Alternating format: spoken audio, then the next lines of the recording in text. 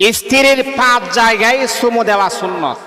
এই 5 জায়গায় যদি আপনি চুমু দিতে পারেন তাহলে আপনার স্ত্রী সব সময় আপনাকে কখনো সে ভুলবে না।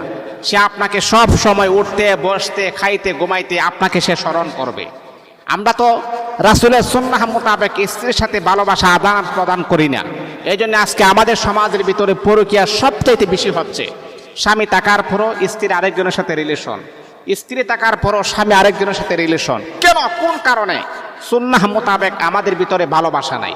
রাসূলুল্লাহ সুন্নাহ মোতাবেক যদি আপনি ভালোবাসা আদান প্রদান করতে পারেন, আল্লাহর কসমকে আমি বলি, আপনার স্ত্রী কখনো আপনাকে ছেড়ে একা একা চলে যাবে না, আপনার স্বামী কখনো আপনাকে ছেড়ে চলে যাবে না।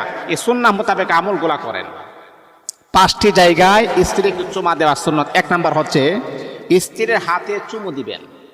স্ত্রীর হাতে এভাবে চুমু দিবেন, এটা সুন্নাহ 1 নাম্বার। 2 নাম্বার হচ্ছে স্ত্রীর কপালে চুমু দেওয়া সুন্নাহ। আমাদের আয়েশা বলেন, আমার রাসূল যখন ঘরে আসতেন, যেই দিন আমার পালা ছিলেন সেই দিন আমার রাসূল এসে আমার হাতে চুমু দিতেন, কপালে চুমু দিতেন। আল্লাহু আকবার! তাদের ভালোবাসাটা কত চমৎকার ছিল, কত মোহাব্বতের ভালোবাসা ছিল। আজকে আমরা এই মোহাব্বতের ভালোবাসা ভুলে গিয়েছি, রাসূলুল্লাহ সুন্নাহ মোতাবেক ভালোবাসাগুলা ভুলে গিয়েছি। আমরা অবৈধ কিভাবে ভালোবাসা যায় সেভাবে আমরা ভালোবাসি। 3 নাম্বার হচ্ছে স্ত্রীর গলায় চুমু দেওয়া সুন্নাহ। এই যে গলা আছে না, গলার মধ্যে আপনি চুমু দিবেন। হারাম, হালাল নয়, এটা হালাল, হারাম নয়।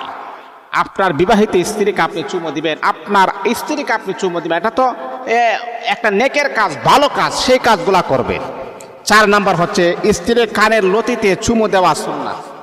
এই যে স্ত্রীর কানের লতি আছে না, সেইগুলাতে চুমু দিবেন। 5 নাম্বার সর্বশেষ হচ্ছে স্ত্রীর টুটে চুমু দেওয়া সুন্নাহ।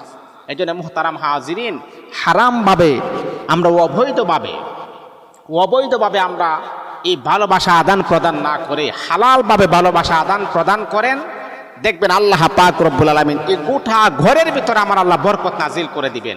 হারামের ভিতরে কখনো আরাম নয়। হারামভাবে যত কিছু আপনি দেখেন, এই পৃথিবীতে যত হারাম জিনিস দেখেন, তার ভিতরে কখনো শান্তি নাই।